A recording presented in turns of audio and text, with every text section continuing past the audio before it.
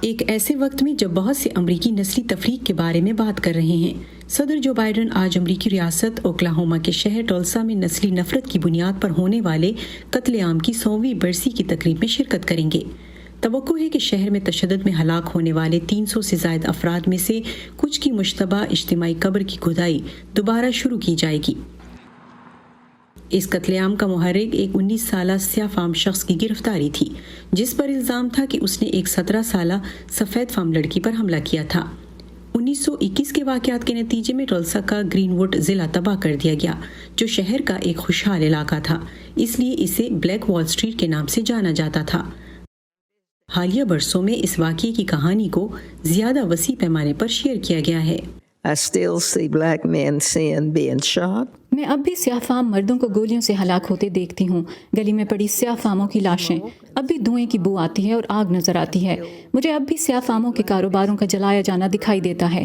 مجھے اب بھی ہوائی جہازوں کی آواز سنائی دیتی ہے۔ مجھے چیخو پکار سنائی دیتی ہے۔ میں تو ہر روز اس قتل عام کو یاد کرتی ہوں۔ ہو سکتا ہے کہ ہمارا ملک اس تاریخ کو بھول جائے، لیکن میں نہیں بھول سکتی۔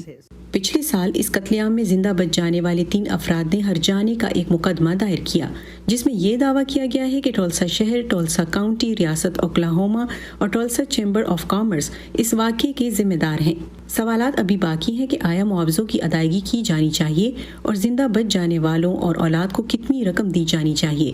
اس ہفتے اس قتل عام کی یاد میں گرین ووڈ رائزنگ نامی ایک نئے میوزیم کا افتتاح کیا جا رہا ہے۔ واقعے کی یاد میں ایک کنسرٹ کے منصوبے کو منسوخ کر دیا گیا، جب اطلاعات کے مطابق بچ جانے والوں اور ان کی اولاد کو ہرجانی کی ادائیگی کے بارے میں بات چیت تعطل کا شکار ہو گئی۔ کچھ عہدیداروں کا کہنا ہے کہ اس قتل عام کی 100ویں برسی ایک ایسے وقت منانا اہم ہے جب 1 سال قبل امریکی ریاست منیسوٹا میں ایک سیاہ فام شخص جارج فلوئڈ کی ہلاکت پولیس کی تحویل میں ہوئی ہے۔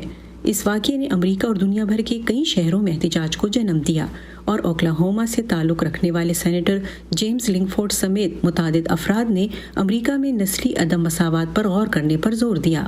Little did I know the events dealing with race. مجھے کم ہی معلوم تھا کہ نسلی منافرت سے متعلق جو واقعات پچھلے 12 مہینوں میں پیش آئے اور قوم کو بیدار کیا، اس کا مطلب ہے کہ امریکہ میں نسل پرستی کے معاملے میں ابھی بہت کچھ کرنا باقی ہے۔